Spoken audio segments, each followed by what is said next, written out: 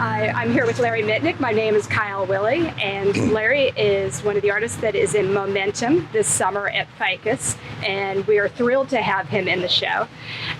Larry, can you tell us a little bit about your background? I know that you're also a lecturer. Yes, well, I started at the university. Well, actually, I started teaching in Switzerland, in Lausanne, near Lake Geneva, which was great. And then I came to Harvard as an assistant professor, and then ended up in Philadelphia as a chairman of an architecture program at the University of the Arts, which was the Philadelphia College of Art and Design. And then I got connected to the University of Pennsylvania, and I've been teaching at the University of Pennsylvania. At the University of Arts, I was chair of the Architectural Studies program, and then became co-chair of the foundation program. Basically, most of my work, it works from two ends. One is a systemic element within the work, and the other is just my intuition working that system.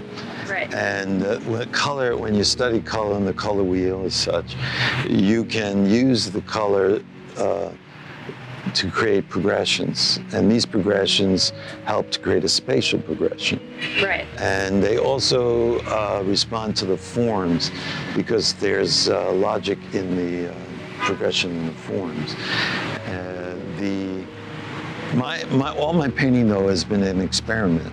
For me, I haven't arrived really at a fixed language of, like, I didn't start doing something and stayed with that for 40 years. I was working a little differently in the field of architecture, because I was always looking for some kind of poetics in the program of their building.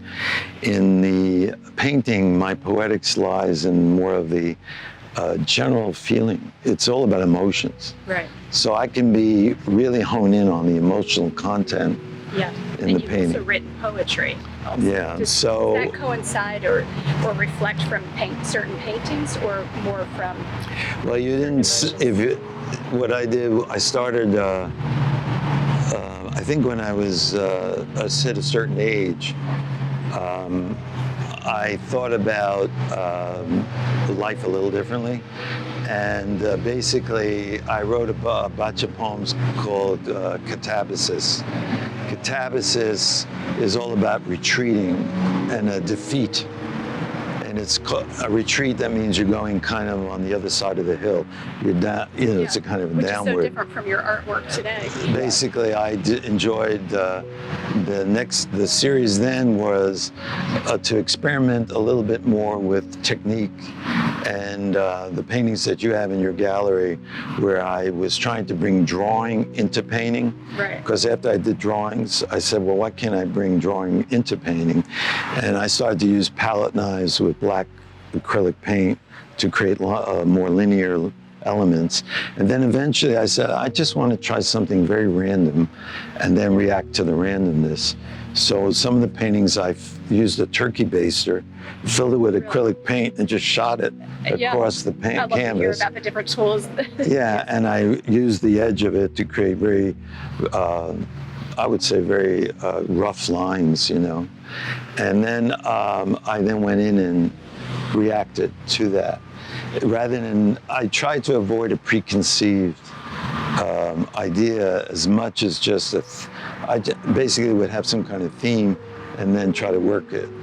But the more I didn't believe in a kind of a priori preconceived approach, right, which some people use, where you then the painting tends, with the preconception, you have to do a lot to enliven it, because you end up with kind of a diagram.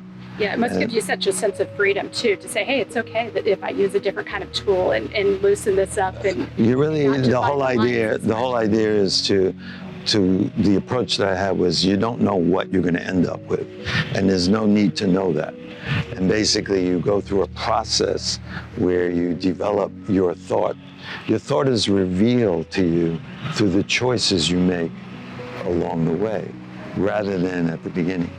So you actually don't know the significance of your thought I mean, you might have a thought, right? You're thinking, but you don't really know the significance of your thought until it's done, until it's manifested.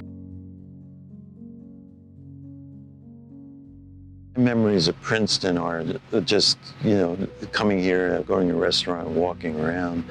I did know that Michael Graves was here with his office. When I was a student when I did graduate studies at Harvard, I was in my studio, and Michael Graves did come by with his, I think, 2 daughters at that time. He might have been in his late 30s. And he picked up a model from my desk and said, yeah, that's what I'm trying to do, that thing. It was a bookstore design. Wow. And then I was looking at his work, and he also was painting and doing murals early on. And then towards the end of his life, he was continually painting all the time. So there's something about architects and the need to be always creating and thinking.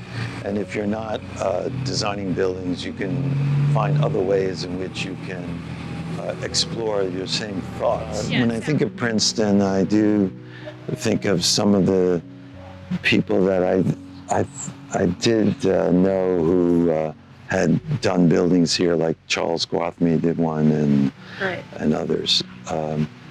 It's a very rich place, resource, for architects. How do you feel about the changes where there's this Gothic architecture intertwined with very modern structures? I think I think you have to have a campus that records time. Now, you can record time by looking at older buildings and how they age. Right. So buildings age, they do age. And so time is a very big component in architecture. But there's also the history of Princeton and how it stays a reflection of its time. Yeah, they maintain that history, but also the history is a living history. So by having buildings that, mark time through time, that's wonderful. I think the idea of having a campus plan to have some notion of how the spaces are used and distributed gives you the guide for where these new buildings will occur. I see at least there are so many different approaches to how to integrate the old with the new. Right. And they're all around me. The Lewis Center, which is on the other side of campus, which is comprised of 3 buildings, and one for suspension and one where you see a building within a building. But they also use an arch to kind of emulate the Blair Arch, which is such an iconic building within campus. So that's one way to reflect on new and old. And then there are these hybrid. Across the street, I'm looking at a building that looks like an addition to an older building, but then it does things that are not the same. So it's the tops of the top, the split peak, the windows that are all made of steel components versus stone, and even the building we're right next to here, which is a high contrast. I think that you don't need to apologize for the new. If students walk through the campus and they can see what might have been a 19th century concept about space, and then come to a building that talks about a 21st century concept of space. Like the space of a library has changed so much, where it was a study space and now it has to be a multimedia space. Right.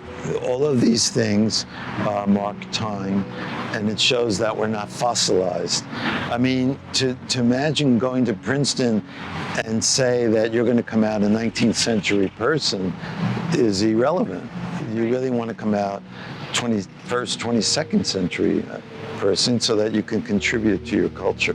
In my time, we went from the 20th century to the 21st century, and there was great changes occurring in the 1990s in terms of all kinds of architectural movements that were born out of experiments that were done in the early 20th century, but it was a natural outcome of that. And I think you could see architects who have been called star architects, but there are a lot of other architects who aren't well known, who are doing magnificent work, but also are expressing their time that they live in. So myself, I've experimented with various movements in architecture as I was part of it. And I even have learned to appreciate the idea that as an architect, you're basically a storyteller. And when you're telling a story about your building, you're trying to communicate your thought and the reasons for this building looking the way it is to the person who's actually building it. I'm here with Larry Mitnick. Thank you so much for taking this time to explain so many of your theories and practice and how that plays into your artwork. It's beautiful to hear you, explain all of this. Thank you for having me. It was a delight, and really, you guys did an amazing job in showing the work and having the opening with wonderful people coming by. And it was such a celebration. And it was a terrific celebration. I don't think, and the food was amazing. It was amazing.